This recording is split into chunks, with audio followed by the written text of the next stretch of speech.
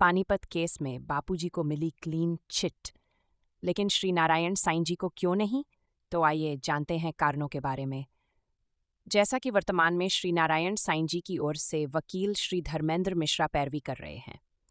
इससे पहले 25 जनवरी 2023 तक इस मामले की कानूनी प्रक्रिया की निगरानी पानीपत के स्थानीय वकील सुमित अग्रवाल कर रहे थे। जब ये केस सुमित अग्रवाल के अधीन था, 2022 में पानीपत पुलिस ने अदालत में चार्जशीट दायर की, जिसमें श्री नारायण साईं जी पर हत्या सहित अन्य अपराधों के आरोप लगाए गए थे। इसके बाद अदालत में आरोप तय करने की प्रक्रिया शुरू हुई।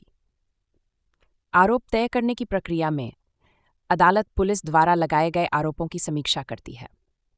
अभियोजन पक्ष सरकारी वकील और बचाव पक्ष श्री नारायण साईं जी की ओर से वकील अपनी अपनी दलीलें पेश करते हैं। अदालत इन दलीलों और उपलब्ध साक्ष्यों के आधार पर तय करती है कि कौन कौन से आरोप तय किए जाएं या हटाए जाएं।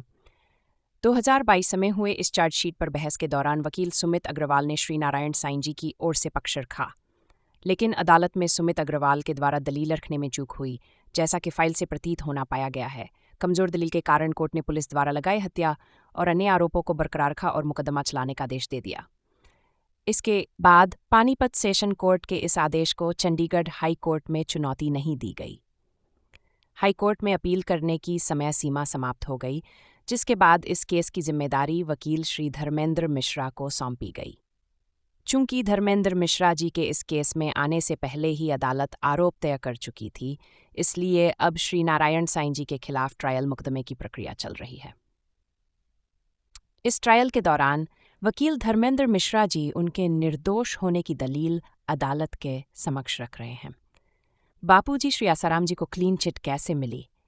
जहां तक संत श्री आसाराम जी बापू की बात है, तो इस मामले में पुलिस और मुख्य गवाह महेंद्र चावला उनके खिलाफ कार्रवाई के लिए भरसक प्रयास किया, लेकिन कोर्ट में आरोप तय की प्रक्रिया के दौरान वकील धर्मेंद्र मिश्रा जी ने कानूनी रूप से यह स्पष्ट कर दिया कि बापूजी के खिलाफ इस मामले में केस नहीं बनता है, इसलिए वे वजह मुकदमा नहीं चलाया जाना चाहिए।